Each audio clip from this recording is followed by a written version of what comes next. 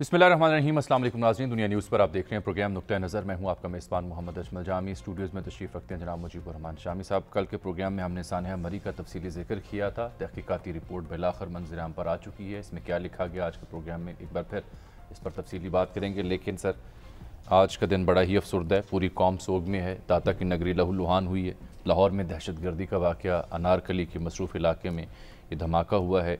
इसमें 26 से ज़ायद अफराद के ज़ख्मी होने की इत्तला है और 3 अफराद के शहीद होने की इत्तला है। 4 की हालत डॉक्टर यास्मीन राशिद साहिबा ने बताई कि तशवीशनाक है।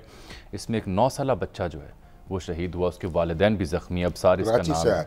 हाँ जी, कश्मीरी से आया था। हाँ। और यहाँ शॉपिंग करने के लिए इस इलाके में चला आया। ये सर कोई दोपहर कोई 1:30-1:45 बजे करीब का वाक़या है, जब एक निजी बैंक के बाहर ये असल में जो इलाका है ना, ये मछली मार्केट भी करीब है, लोहारी दरवाज़ा भी करीब है और अनारकली बहुत गुंजान आबाद भी और मसरूफ़ है। मसरूफ़ इलाका है, गुंजान आबाद है। और यहीं वो तारीख़ी मुस्लिम मस्जिद है लाहौर की, जहाँ 1977 में बड़ा खून की होली खेली गई थी और बड़े ही दूर रस असरात मरतब हुए थे उस वारदात के। पाकिस्तान की सियासत पर भी और उसके हालात पर भी। तो ये यहाँ एक पटाखा भी फट जाए ना तो कई लोग उससे मुतासर हो जाते हैं। तो यहाँ एक पहले तो खबर ये आई थी कि सिलेंडर, गैस का सिलेंडर फटा है अभी, बिल्कुल। फिर ये खबर आई कि नहीं, ये बारूदी मवाद था, आईडी अपेरेंटली ये बताई जाती है, जो एक शायद मोटरसाइकिल जी उस पे नस्ब किया गया और वो खड़ा कर दिया गया वहाँ। अब ये एक बड़े अरसे का 1 साल हो गया तकरीबन, जो एक वारदात हुई थी जौहर टाउन में, जी हाफिज सईद साहब की रिहाइशगाह के करीब।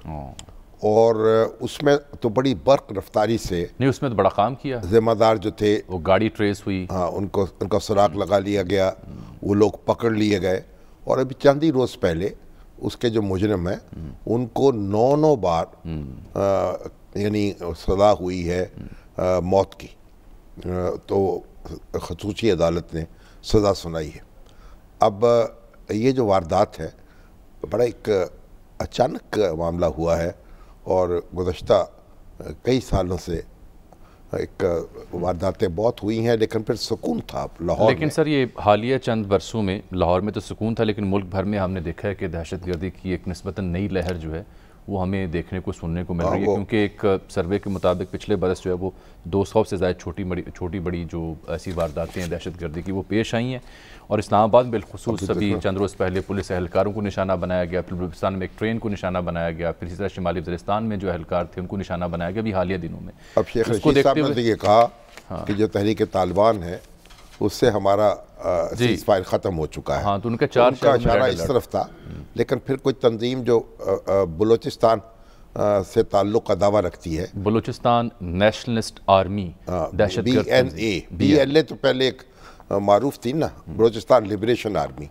अब ये BNA कोई नई तंजीम बनी है। नहीं, इसके बारे में हमने उसने जिम्मेदारी कबूल की।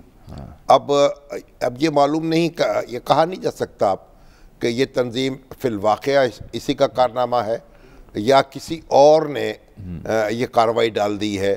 चूँकि इन लोगों ने अपने सोशल मीडिया ट्विटर पर एक ट्विटर हैंडल जो मुरीद बलूच मुबैना तौर पर इनका स्पोक्समैन है उसने ज़िम्मेदारी कबूल की है, तो हमने फिर तहकीक भी की। ये जो बलूचिस्तान नेशनलिस्ट आर्मी है ये असल में नाज़रीन 2 तंजीमों का मर्जर है, यानी बलूच रिपब्लिकन आर्मी और यूनाइटेड बलूच आर्मी, ये 2 कलदम तंजीमें थीं। इनकी तादाद घटकर इस कदर कम हो गई कि इन दोनों को अपने वजूद को तस्लीम करवाने के लिए मर्जर करना पड़ा और फिर ये बलूचिस्तान नेशनल आर्मी की सूरत में सामने है, जिनका ये तर्जुमान मुरीद बलूच है। इसका असल नाम सरफराज बंगलजई है, कोड नेम इसका मुरीद बलूच है और ये मस्तूंग और बोलान के इलाके से इसका ताल्लुक़ है, लेकिन ये इन दिनों अफ़गानिस्तान और ईरान में पाया जाता है। अलबत्ता इस तंजीम ने जो सोशल मीडिया के ज़रिए नए ग्राफिक्स के ज़रिए अपने वजूद को तस्लीम करवाने की कोशिश की है। हमने मालूम किया सर, तो ये जो यूनाइटेड बलूच आर्मी थी इसका हद तक कलाकमा हुआ बलूचिस्तान में कि इसकी तादाद घटकर महज 40 से 50 दहशतगर्दों तक रह गई।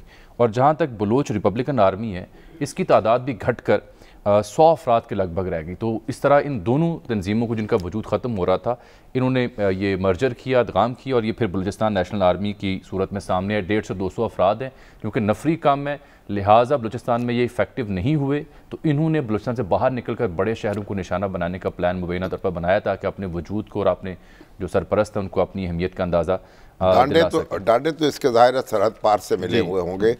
और ये जो वारदात हुई थी जौहर टाउन में 1 साल पहले, उसमें तो साबित हो गया था कि सरहद पार से वो सारा काम किया जा रहा था और वहीं से हदायत लेकर ये सारी दहशतगर्दी की गई थी। उमर जावेद अभी हमारे साथ मौजूद हैं, आज सारा दिन अनारकली में मौजूद थे, आंखों देखा हाल भी बयान करते हैं और अब तक पुलिस ने क्या फाइंडिंग दी है वो भी उनसे सुन लेते हैं। उमर, ये कब आपको पता चला यहाँ पर ये हादसा हुआ है, धमाका हुआ, और उसके बाद आपने क्या रिपोर्ट किया, क्या मालूमात आप तक पहुँची हैं, ज़ख्मियों के बारे में क्या इत्तलात हैं?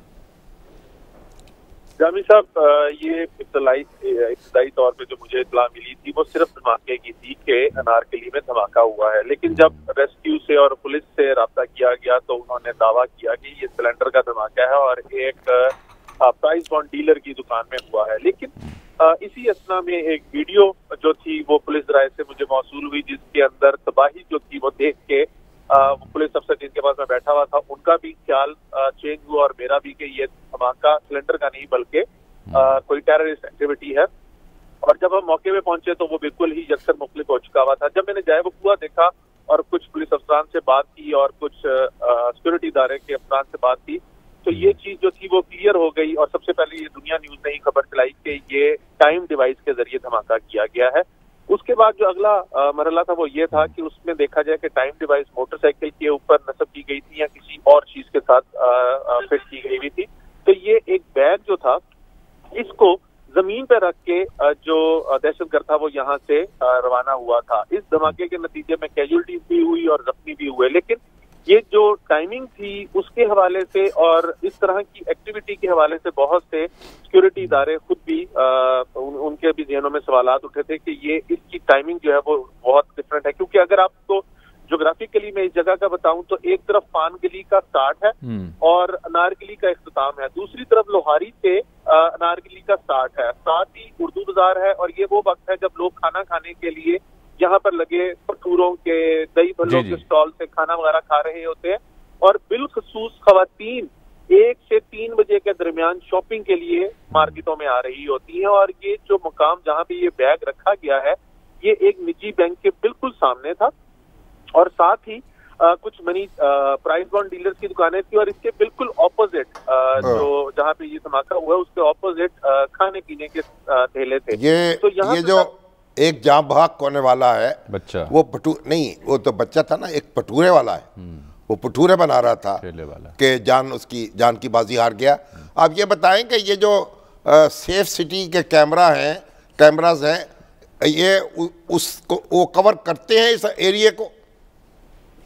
लकीली लाहौर में सेफ सिटी के 8000 के करीब कैमराज हैं, जिसमें से तकरीबन 2700 के करीब कैमराज जो हैं वो हर वक्त ही तकरीबन खराब होते हैं। लेकिन शायद जब आज ये धमाका हुआ तो वो कुदरती तौर पे इसके करीब लगे हुए जो 20-35 कैमरा नंबर है वो भी चल रहा था।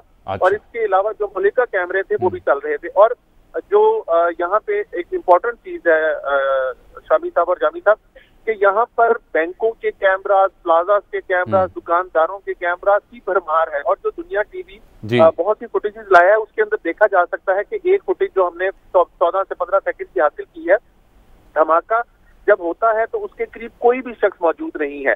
अभी की डेवलपमेंट ये है जो मैं आपसे शेयर करना चाहूंगा कि सेफ सिटी अथॉरिटी में आईजी पंजाब ने एक अहम इजलास किया। उसके अंदर सीटीडी के डिजिटल आईजी और दीगर आला अफसरान मौजूद थे, सिक्योरिटी इदारों के अफसरान मौजूद थे और वो फुटेजेस तमाम देखी गई जो सेफ सिटी के कैमरों में महफूज हुई थी।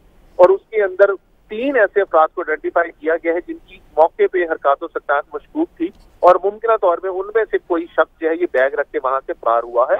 एक पैदल शख्स है जो 3 से 4 मिनट का वहां पे तवफ़्फ़ुक़ करता है और उसके बाद वहां से जाता है एक मोटरसाइकिल सवार और एक रेडी मान जिसको मशकूक समझा गया है। इनके हवाले से कवायद जो है इकट्ठे किए जा रहे हैं।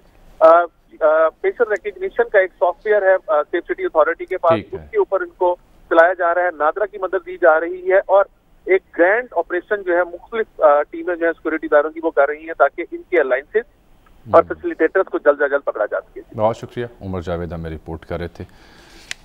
ये आज सर DIG साहब ने और शेख साहब ने क्या फरमाया था इस वाक़े के ऊपर, ज़रा वो देख लें नाज़रीन।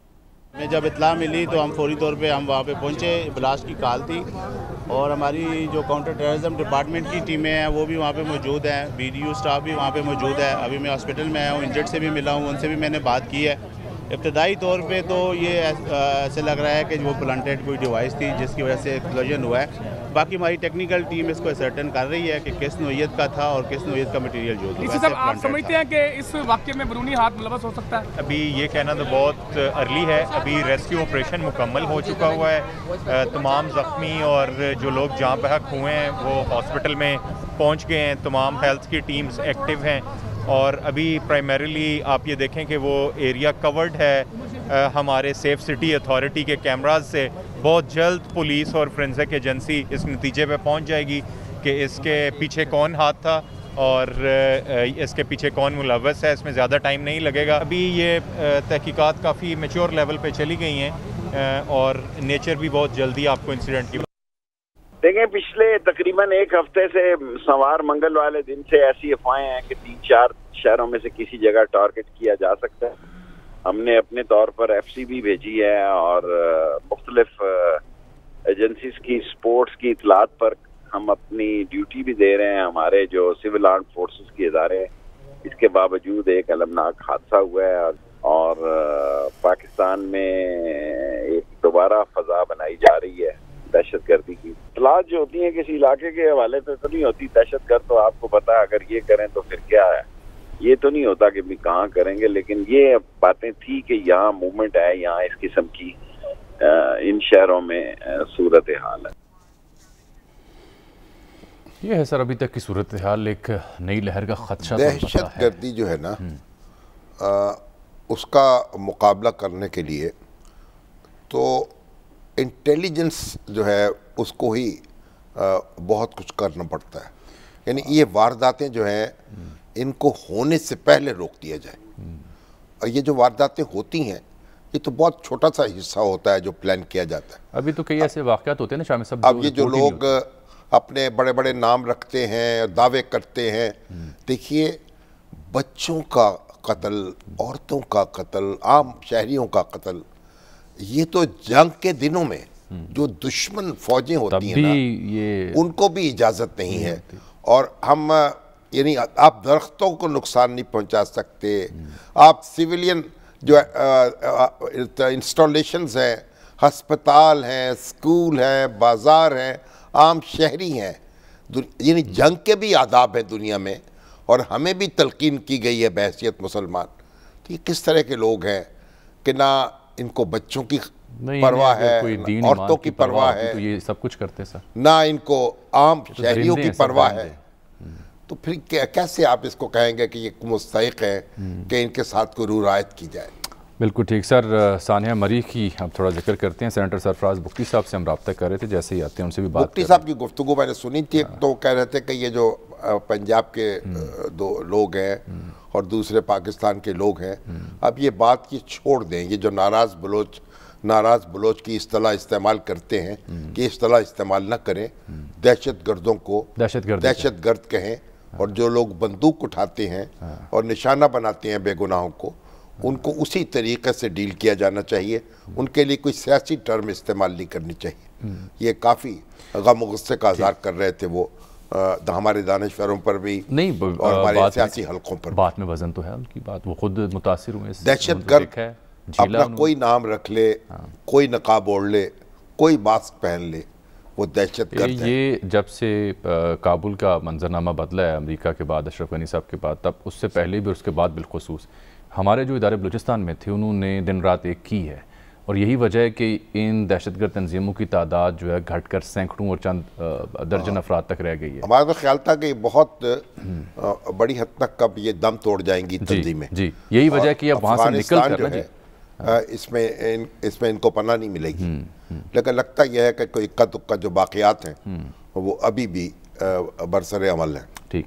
सर, ये सानहा मरी की जो तहकीकाती रिपोर्ट थी, ये 27 सफ़ात पर मुश्तमिल रिपोर्ट ये आज बिलाखिर मंजर आम पर आ गई है। कल हसन खावर साहब ने ये वादा किया था कि जल्द पब्लिक कर दी जाएगी। बहरहाल आज उन्होंने ये पब्लिक कर दी है। महकमे हुकूमत पंजाब ने ये इंतहाई दिल दहला देने वाली रिपोर्ट, इसके बावजूद कि अभी भी कई मामला तशना रह गए हैं, तो लियाकत अंसारी साहब ने ये रिपोर्ट हासिल की। सबसे पहले उसका खुलासा भी तैयार किया, उनसे भी हम रब्ता करते हैं।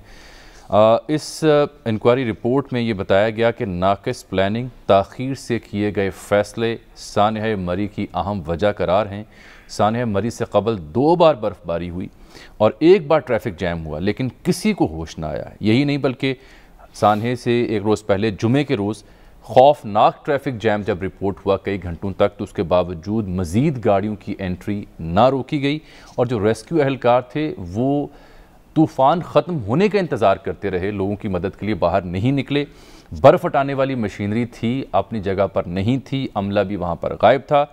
और यही नहीं बल्कि ये कहा गया कि 5 जनवरी को NDMA ने भी महकमे मौसमियात की वार्निंग के साथ ट्रैफिक का रुख बदलने की, डाइवर्ट करने की हिदायत जारी की थी, लेकिन उन हिदायत पर अमल दरामद करने वाले कहाँ थे, उनके आपस में रब्त था या नहीं था, इसका भी उन्होंने निशानदेही अपनी रिपोर्ट में की है। और जो मरी जाने वाले अफराद हैं उनको मुतल्लिका हुकाम या मुतल्लिका अजला ने या मुतल्लिका मीडियम्स के ज़रिए उन्हें एडवाइजरी जारी नहीं की गई कि वहाँ सूरत हाल क्या हो सकती है और क्या बढ़ती हुई ट्रैफिक के मुताबिक बर वक्त प्लान मुरतब किए गए। ये भी सवाल था जिसका उन्होंने अंदाज़ा लगाया। एक बड़ा हम नुक्ता सर उन्होंने अपनी रिपोर्ट में उठाया कि फुलगरां और GT रोड टॉल प्लाजा हैं, 2 मरकज़ी प्लाजा, इसके अलावा भी कई एक पोस्टें हैं, वहाँ पर टॉल की आपने पर्ची भी लेनी है, तो उसके होते हुए भी गाड़ियों की दुरुस्त तादाद का अंदाज़ा क्यों ना रखा गया, ये किसने रखना था, ताकि मालूम होता कितनी गाड़ियाँ आ चुकी हैं, इतनी मज़ीद नहीं आनी चाहिए। और फिर आखिर में लिखा कि तमाम मराहिल पर लीडरशिप का फुकदान, बदतरीन प्लानिंग और मुतबादिल प्लान का ना होना सानहे की बड़ी वजह है। लियाकत अंसारी साहब से मज़ीद जान लिए, तो मैंने चंद मोटे सवाल जो उन्होंने उठाए उसका लिखा है, जवाब वो दे देते हैं। अंसारी साहब, फिर इन सवालों के जवाब में रिपोर्ट क्या बताती है कि इनको ज़िम्मेदार ठहराया गया? देखिए, ये 27 सफ़ात पर मुश्तमिल तहकीकाती कमेटी की रिपोर्ट है और इसमें ये 3 टियर्स पर मुश्तमिल है। इसमें एक तो लैब्स का जिक्र किया गया कि इंतजामी सतह पर क्या गफलत हुई, दूसरा इंतजामी तौर पर जो गफलत के मुर्तकिब लोग थे उनको जिम्मेदार करार देकर उनकी खिलाफ सिफारिश की गई, और तीसरा आइंदा के लिए ऐसे हादसा से बचने के लिए रिकमेंडेशंस भी दी गई हैं कि आइंदा ऐसे सानहात से बचने के लिए क्या इकदाम किए जाएं। अगर इस रिपोर्ट का खुलासा देखा जाए तो इसमें वाज़े तौर पर कमेटी ने ये लिखा है कि ये इंतजामिया की गफलत, नलायकी और नाहिली का एक बदतरीन नमूना है। उन्होंने ये भी बताया कि रेस्क्यू की 10 से ज्यादा एम्बुलेंस मुख्तलिफ जगहों पर तैनात थी, लेकिन उन्होंने तूफान में ऑपरेशन से इनकार किया और रेस्क्यू के एहलकार और अफसरान जो तूफान है उसके खत्म होने का इंतजार करते रहे। इसी तरह CNW के जो एक्सीएन और FCO थे उन्होंने भी जो है वो गफलत का मुजाहरा किया, जबकि बर्फ हटाने वाली जो मशीनरी थी वो मारूफ होटल और दूसरे अदारों से जो है उसको चलाने के लिए डीजल मांगने की भी इतलात जो है वो इस रिपोर्ट में सामने, यानी उनके पास डीजल ही नहीं था, वो एक मारूफ होटल से जो है इस रिपोर्ट के मुताबिक उनसे डीजल मांगा गया ताकि उस मशीनरी को जो है वो हरकत में लाया जा सके। अगर इसमें कागजात की बात की जाए तो कागजात में गाड़ियां जो है मुख्तलिफ जगह पर तैनात थी जिन्होंने रेस्क्यू ऑपरेशन करना था, लेकिन वो अमली तौर पर उन जो पॉइंट थे वहां पर ये गाड़ियां मौजूद ही नहीं थी। अगर ये देखा जाए कि इसमें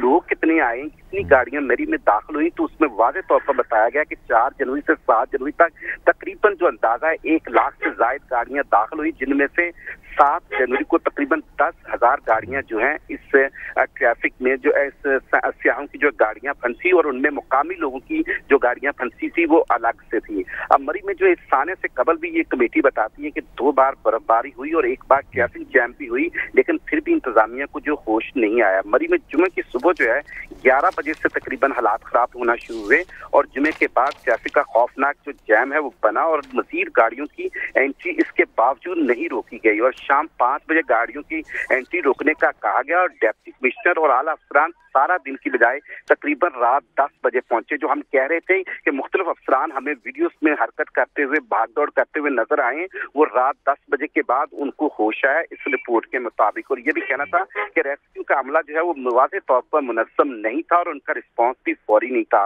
और जो बर्फ हटाने वाली मशीनरी है ये जुम्मा की शाम को बाहर निकली है, जब ट्रैफिक और जब उसको निकाला गया तो वो भी रास्ते में ट्रैफिक में फंस गई और अपनी जो कह लें कि टारगेट तक नहीं पहुंच सकी। और जो गलियात में एंट्री पॉइंट था उसे शाम 5 बजे बंद करने की दरखास्त की गई थी, लेकिन ये 6 घंटे ताखीर से रात 11 बजे इस एंट्री पॉइंट को बंद किया गया। बहुत शुक्रिया आपका लियाकत अंसारी साहब। जनाब साबिक IG पुलिस सरमद सईद साहब से भी इस मामले पे हमने बात करनी है, लेकिन उससे पहले जो कल सर गुफ्तगू और बहस आपसे हुई, अभी 15 अफराद की लिस्ट भी है जिनको उन्होंने कार्रवाई की है, वो आप देख चुके हैं न्यूज़ बुलेटिन में भी और अखबारों में भी।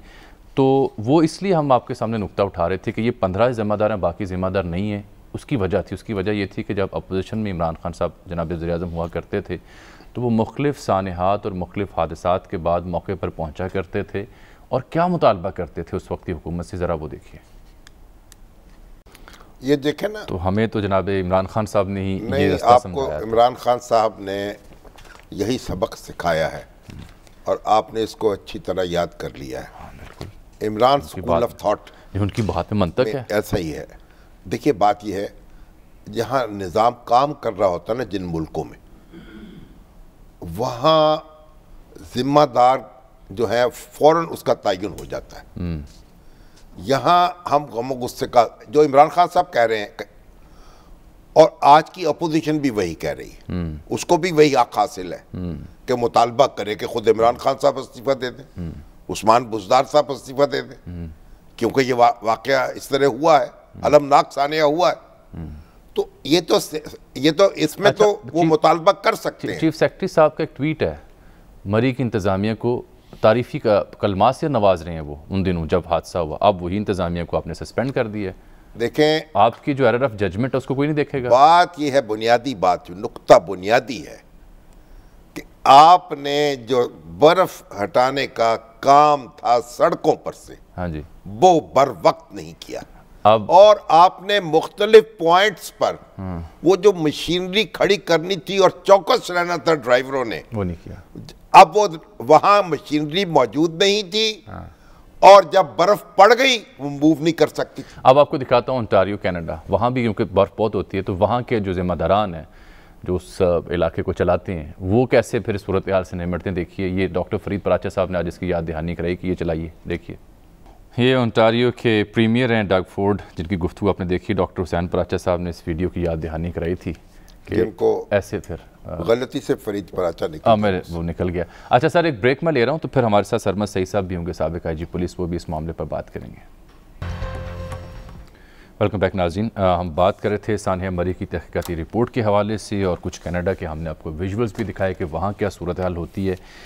लेकिन कल भी हम एक ही नुक्ते को बार बार उठा रहे थे कि अगर आप ज़िम्मेदारों का तयन कर लेते हैं, उनके किरदार के ऊपर सवालिया निशान उठा लेते हैं, तो इस पर सवालिया निशान क्यों नहीं उठता कि इनकी तयनाती करने वाले कौन है और इनसे बेहतर गवर्नेंस लेने का इंतज़ाम या ज़िम्मा किसके ऊपर है और क्या वो उनसे सवाल नहीं किया जा सकता। सरमद सईद साहब से हमारा रब्ता हो चुका है, उनसे हम बात करते हैं बहुत जल्द। सईद साहब साबिक इंस्पेक्टर जनरल पुलिस हैं और आज UMT में नेशनल सिक्योरिटी पॉलिसी पर एक नशस्त थी गुफ्तगू की, उसमें मुख्तसर सी नशस्त थी, उसमें वो तशरीफ़ फरमाते तो सानिया मरी का जिक्र भी छिड़ गया, तो उन्होंने भी कुछ इसका मुताला किया है, तो बड़ी दिलचस्प गुफ्तगू थी। मैंने कहा बात करूँ उनसे। जी सरमद साहब, अस्सलाम वालेकुम, आपको प्रोग्राम में खुशामदीद कहते हैं। ये रिपोर्ट तो सामने आ गई है, शामी साहब भी कुछ फरमा रहे हैं, आपकी फाइंडिंग्स क्या बताती हैं सर? आपने कैसे इस वाक़े को ऑब्जर्व किया? ना वो तो इस पॉइंट ऑफ व्यू से आई है कि किसके गले में तोक डालना है, अपना ब्लेम किस पे डालना है। ये हर हुकूमत ऐसे करती रही है, जैसे हम काले बकरे को हाथ लगा के अपनी बुलाएं उसमें शिफ्ट कर देते हैं तो उसको कुर्बान कर देते हैं। इसी तरह तमाम हुकूमतें इस तरह करती आई हैं। अभी देखें 15 ऑफिसर्स के खिलाफ एक्शन लिया है, लेकिन मैं कहता हूँ उस अफसर के खिलाफ भी एक्शन लें जिसने बुज़दार साहब के बयान के आखिर में लिख दिया कि मैं अवाम के साथ अपना वादा पूरा कर रहा हूँ लोगों को सस्पेंड करके। अगर इतना ही आसान है वादा पूरा करना तो हर महीने 2-3 हज़ार जो ऑफिशियल्स हैं उनको सस्पेंड कर दिया कीजिए, शायद इससे वादे पूरे हो जाएं। शर्मा साहब, इसी नुक्ते से जुड़ी एक और बड़ी अहम बात है जो लोगों को बड़ी अजीब लगी है। वो एक तस्वीर जारी की गई हुकाम के साथ, जनाब उस्मान बुज़दार साहब खड़े हैं, उनको रिपोर्ट पेश की जा रही है, नीचे कैप्शन लिखी हुई है जो सरकारी सतह पर जारी की गई कि वाक़े की रिपोर्ट पेश करते हुए। ऐसे कभी माजी में ऐसी दिलखराश रिपोर्ट को भी ऐसे पेश किया गया कि जैसे कोई सनद है, ये अवार्ड है? एक दफा ऐसे हुआ था, एक दफा ये जो कसूर का वाकया हुआ था ना, तो सीएम की मौजूदगी में ऐसा एक वाकया हुआ था कसूर में, जब बेटी। लेकिन ये क्या जचता है, चाहे वो या ये नहीं जचता नहीं है। अभी मैं आज एक शेर, मुझे वैसे शेर याद नहीं रहते, लेकिन आज एक शेर मेरे सामने आया। वो कहता है कि बदलना है अगर तो रिंदों से कहो अपना चलन बदलें, फकत साकी बदलने से मैखाना ना बदलेगा। तो हम साकी बदलते रहते हैं। अब मरी का किसी को नहीं पता कि मरी इलाका गैर है, मरी इलाका गैर है। मरी में एडमिनिस्ट्रेशन की, पुलिस की, ट्रैफिक की, वो सिर्फ अपना वक्त गुजारते हैं। वहाँ जो गलियात हैं, हर गली में एक बदमाश है, उस बदमाश का सबको पता है। ट्रैफिक रोकने की बात होती है कि आपने ट्रैफिक क्यों रोकी, तो ट्रैफिक 2 दफा रोकने की कोशिश की थी। एक दफा अगस्त सितंबर के जुलाई 15 में, और उसके बाद 2020 में तो पुलिस की ठीक ठाक पिटाई की थी लोगों ने यहाँ से वहाँ टोल प्लाजा पर जाकर।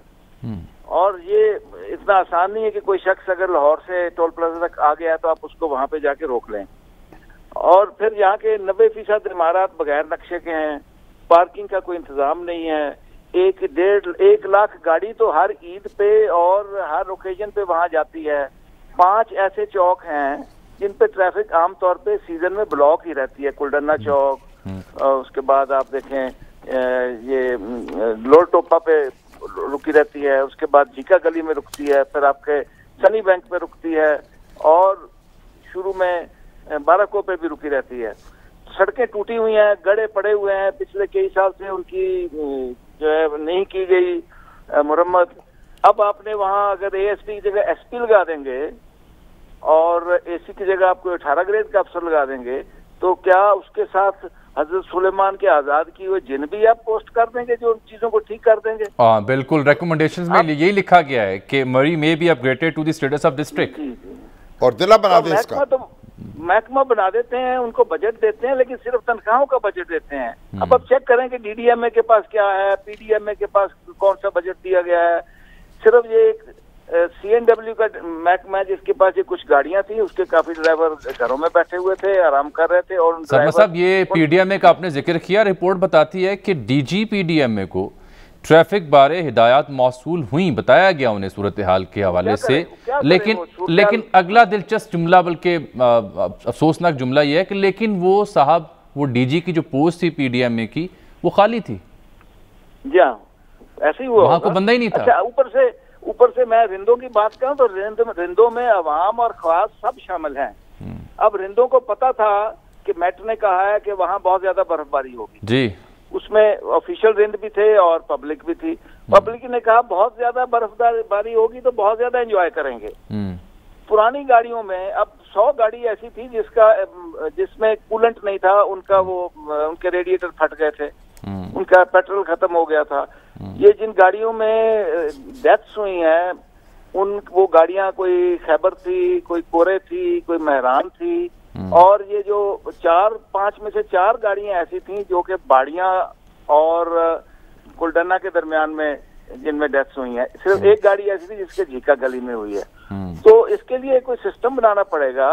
इसके लिए कोई एक महकमा बना दें, टूरिज्म का महकमा बना दें, वो केपी की पुलिस की तरह। जैसे केपी वाले उनका एक इंफॉर्मेशन डेस्क होता है, वो वहां से उनको चेक करते हैं, उनकी मदद करते हैं। गिलगित बल्तिस्तान की तरह टूरिस्ट पुलिस बना दें, कुछ ऐसा करें तो जाके। अब हम तो मरी जाना अरसा हो गया, मरी नहीं गया। आपका ख्याल ये है कि बहुत से महकमे जो हैं उनसे कंफ्यूजन पैदा हो रहा है? कंफ्यूजन पैदा हो रहा है ना जी। अब यानी अगर इसकी जिम्मेदारी मुतय्यन करें, क्योंकि थोड़ी सी तहकीक तफ्तीश आपने भी की है, तो फिर किसके सर पे आप साफा जो है बांधेंगे? देखें, साफा बज़ाहिर तो सीएनडब्ल्यू का नजर आता है, लेकिन क्या वो गाड़ियां वहां होती तो इस ब्लिजर्ड में इस ब्लिजर्ड के दौरान उनके पास ऐसा उनके पास कोई किट वगैरह थी कि इस ब्लिजर्ड के दौरान फंसी हुई गाड़ियों को, जो गाड़ियां स्टक हो चुकी हैं, जहां 80 खंबे गिर चुके हैं, जहां 60-70 दरख्त गिर चुके हैं, क्या वो वहां पहुंच सकती थी? वो वहां तब पहुंच सकती थी अगर वहां 1-1 किलोमीटर के फासले पे ऐसी पोस्टें बना दी जाएं जहां पे ये बर्फबारी के दौरान ये गाड़ियां वहां पे पार्क हों। ये तमाम गाड़ियां सनी बैंक पे पार्क थी और सनी बैंक से वहां जाना नामुमकिन था किसी भी चीज के लिए, पैदल या किसी गाड़ी में। सही। अब ये देखिए, अब ये कहा जा रहा है कि कॉम्प्रिहेंसिव मास्टर प्लान ऑफ मरी ये बनाया जाए, इम्प्लीमेंट किया जाए और स्ट्रिक्ट बिल्डिंग कोड रेगुलेशंस जो है ना वो डेवलप किए जाएं। ये सारी ये जो सारी बड़ी एकेडमिक किस्म की लैंग्वेज है, ये सारी हमें तभी क्यों याद आती है जब कोई ऐसा बड़ा सानिया हो जाता है, फिर ख्याल आता है इसे ज़िला बनाना है, फिर ख्याल आता है यहाँ को बिल्डिंग प्लान हो, मास्टर प्लान हो, सेफ सिटी हो और वगैरह वगैरह किया जाए। उससे पहले किसी को ख्याल नहीं गुजरता। जी नहीं गुजरता ना, रिसोर्सेज भी नहीं है हमारे पास। हम रिसोर्सेज कहाँ से लाएंगे? हमारे पास रिसोर्सेज नहीं है। वहाँ इस वक्त जो जरूरत है मरी में रीअलाइनमेंट ऑफ द रोड्स की जरूरत है, वहाँ री इंजीनियरिंग ऑफ द क्रॉसिंग्स की जरूरत है, कुछ सड़कें चौड़ी करने की जरूरत है। एनक्रोचमेंट हो गई है, जैसे लोहेटोपा से आगे झीका गली की तरफ जाए तो लोगों ने 25-30 के करीब दुकानें बना ली है, वो बॉटल नेक बन जाती है। इसी तरह आपका जो सनी बैंक है वहाँ पे वर्कशॉप्स बनी हुई हैं। फिर जो होटल माफिया है उनके गाइड्स इस तरह से मुसाफिरों को, इस तरह से टूरिस्ट को डील करते हैं जैसे लारी अड्डे के ऊपर आकर सवारियों को खींच रहे होते हैं, उनसे वो गलत जगह पे पार्किंग करते हैं। होटल जो है बगैर पार्किंग स्पेस के बना दिए हैं, जो पार्किंग शो की हुई है नक्शे में उसकी जगह उन्होंने कमरे बना दिए हैं। तो ये पूरा निजाम एक दफा ठीक करने की जरूरत है। अदरवाइज मरी में मेरा नहीं ख्याल के कोई अट्रैक्शन है, सिर्फ खवारी होती है अगर आप वहाँ जाएं, खासतौर पर फैमिली के साथ। बहुत शुक्रिया जनाब सरमद सईद साहब आपके कीमती वक्त का। सर, जब हश्र का दिन आएगा उस वक्त देखा जाएगा। चले वहाँ तक फिर पीने दो मुझे, जीने दो अल्लाह अकबर। जीने भी नहीं देते ना, क्या करें सर। बस धुत रहें, आप मस्त रहें, कोई काम ना करें। ये राना शमीम साहब को मशवरा दे रहे हैं अब आप कि मेरा अगला मौजू पूरा हर एक का यही मामला है। अच्छा, कोई हादसा हो जाए शोर मचाओ, हंगामा करो, कमेटीज बनाओ, प्रोग्राम करो, उसके बाद सो जाओ, फिर अगले हादसे का इंतजार करो। ठीक। राना शमीम साहब का जो बयान हल्फी का मामला, उस पर उन पे आज फर्द जुर्म आयद हो गई है। राना शमीम साहब पर वहाँ मौजूद थे, फर्द जुर्म आयद हो गई है, लेकिन जो हमारे अखबार नवीस भाई हैं वो मौखर होगी, उन पर मौखर कर दिए उन्होंने। अब ये बड़ा नुक्ता बड़ा अजीब है कि देखिए, एक खबर छापी गई जो खबर हकीकी है, यानी राना शमीम साहब का जो बयान है उसको छापा गया। बयान वाकयाती तौर पर उन्होंने दिया है, एफिडेविट उनका है, ये तस्दीक शुदा है, लेकिन जो उसका कंटेंट है वो जो छापा गया है वो अदालत उस पर एतराज कर रही है। अब अखबार नवीस कह रहा है कि मैंने इसकी तस्दीक कर ली थी, ये हलफनामा दुरुस्त था, लेकिन हलफनामे में जो लिखा गया है क्या वो दुरुस्त है या नहीं? जो कंटेंट था, तो हम जो कंटेंट है ना, अगर हम हर खबर के, हर बयान के कंटेंट की तहकीकात करने पे चले जाएं तो फिर हमारे आधे अखबारात खाली हो जाएंगे। हम तो ये सोचते ही नहीं है ना, बयान आया है वो जारी कर दिया है। तो अब ये एक नुक्ता है, अदालत ने इस पे फर्द जुर्म रोकी है। ये एक थोड़ा सा एक हमारा प्रोफेशनल मामला भी बनता है और अदालत भी थोड़ा सा अगर लीनियंट व्यू ले ले, और हमें भी गौर करना चाहिए, इसमें माजरत कर ली जाए अदालत से, इसमें कोई हर्ज नहीं है। आमिर, आज क्या हुआ? राना साहब अब क्या इरादे रखते हैं? और उनके साहबजादे एप्पल जूस वाले वो गायब हो गए हैं। जी, आज इस्लामाबाद हाई कोर्ट में राना शमीम साहब के पहले तो वकील साहब ताखीर से वो पहुंच नहीं सके, जिसकी वजह से अदालत को 1 घंटा इंतजार भी करना पड़ा। लेकिन इसके बावजूद जब उनके वकील अब्दुल लतीफ आफरीदी नहीं आए तो फिर अदालत ने चार्जशीट पढ़कर सुनाई और बताया कि 4 सफ़ात पर मुश्तमिल 9 चार्जेस उन पर फ्रेम किए गए हैं और बाकायदा फर्द जुर्म आयद कर दी गई। इस मौके पर राना शमीम साहब बहुत जज्बाती हो गए। उन्होंने कहा कि आप मेरे वकील का इंतजार करें, मुझे नई तारीख दे दें और सिर्फ अकेले मुझे चार्ज फ्रेम किया जा रहा है, ये सरासर ज्यादती है। और उन्होंने ये भी कहा कि मुझे आज ही लटका दें, आज ही जेल भेज दें। ताहम इस मौके पर अदालत ने ये कहा कि आपने जो भी इन जो इल्जामात हैं इनका जवाब देना है वो तहरीरी तौर पर दे दें। तो आज तमाम जो कार्रवाई थी उसमें जो क्रक्स ऑफ द स्टोरी था वो यही था कि राना शमीम पर बाकायदा फर्द जुर्म आयद कर दी गई। उन्होंने सेहत जुर्म से इनकार कर दिया, जिस पर अदालत ने उन्हें आइंदा समाअत 15 फरवरी तक बयान हल्फी के जरिए इन इल्जामात का जवाब देने की हदायत की है। ताहम इसमें सबसे जो अहम बात थी वो ये थी कि जो अखबार के एडिटर थे, चीफ एडिटर थे और जो रिपोर्टर थे अंसार अब्बासी साहब, इन सब के ऊपर फर्द जुर्म आयद नहीं की गई। और अदालत ने जो तहरीरी हुक्मनामा जारी किया है उसमें कहा है कि इसके बावजूद कि अखबार के एडिटर और रिपोर्टर और चीफ एडिटर की तरफ से लापरवाही का मुजाहरा किया गया, लेकिन अदालत यहाँ पर तहम्मुल का मुजाहरा कर रही है और अदालत ये उम्मीद करती है कि आइंदा जो है वो एक भरपूर तरीके से केयर का जो एहतियात है उसको इख्तियार किया जाएगा और इस तरह की लापरवाही का मुजाहरा नहीं किया जाएगा। और साथ में ये भी कहा अदालत ने कि अगर फ्यूचर में इस ट्रायल के दौरान, क्योंकि राना शमीम साहब का केस चलेगा, उनके ऊपर फर्द जुर्म आयद हुई है, बाकायदा उन्हें प्रोसिक्यूट करेंगे अटॉर्नी जनरल, तो अगर फ्यूचर में इस केस की समाअत के दौरान इन अखबार के नुमाइंदों का किरदार सामने आया तो फिर अदालत कार्रवाई करेगी। ताहम इस मौके के ऊपर अदालत ने तहम्मुल का मुजाहरा किया और अदालत ने इस मौके पर यह कहा कि वादी नजर में ये लगता है कि शायद जो अखबार के नुमाइंदे हैं उनका ये इंटेंशन नहीं थी या वो जानबूझकर उन्होंने अदालती जो निज़ाम है और जो अदालती कार्रवाई है उस पर असरअंदाज होने की कोशिश नहीं की, लिहाजा इस मौके पर अदालत तहम्मुल का मुजाहरा करती है। तो इन हालात की वजह से गोया जो उन्होंने जो उसका जो एफिडेविट था उसकी तो तस्दीक कर ली अच्छी तरह के उनका एफिडेविट है, तो इसलिए उसकी खबर छापी, लेकिन जो उसका कंटेंट है, देखें आमिर, अगर जो चीज़ हम बयान छापते हैं किसी का या किसी का मजमून छापते हैं, अगर उसका कंटेंट जो है वो भी हमारी जिम्मेदारी करार पा जाए, जो कि एक लिहाज से तो होती है, तो फिर तो हमारे लिए बड़ी मुश्किल हो जाएगी।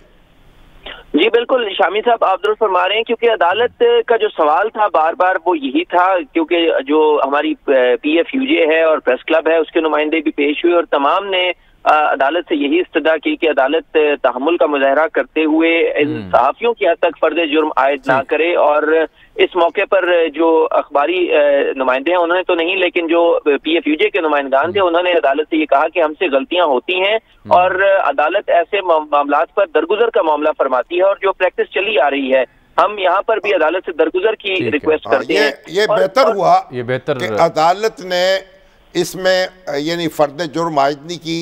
हम अदालत के शुक्रगुजार हैं जनाब चीफ जस्टिस के, लेकिन हमें भी आइंदा इस पर बड़ी एहतियात करनी चाहिए और सिर्फ हम ये कह के बरी ज़ुम्मा नहीं हो सकते कि हमने तो मालूम कर लिया था, ये बात फलां शख्स के मुंह से निकली थी।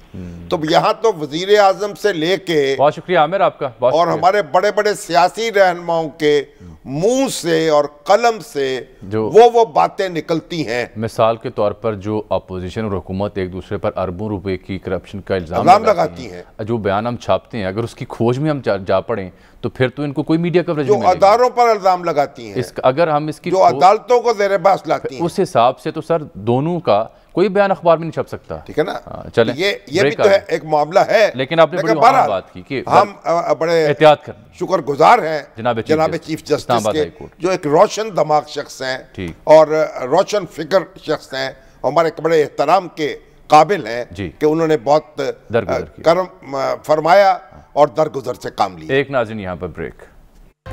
नाज़रीन इसके साथ ही आज के प्रोग्राम का वक्त यहाँ ख़त्म होता है। आपसे मुलाकात होगी अगले प्रोग्राम में, तब तक के लिए इजाज़त, अल्लाह हाफ़िज़।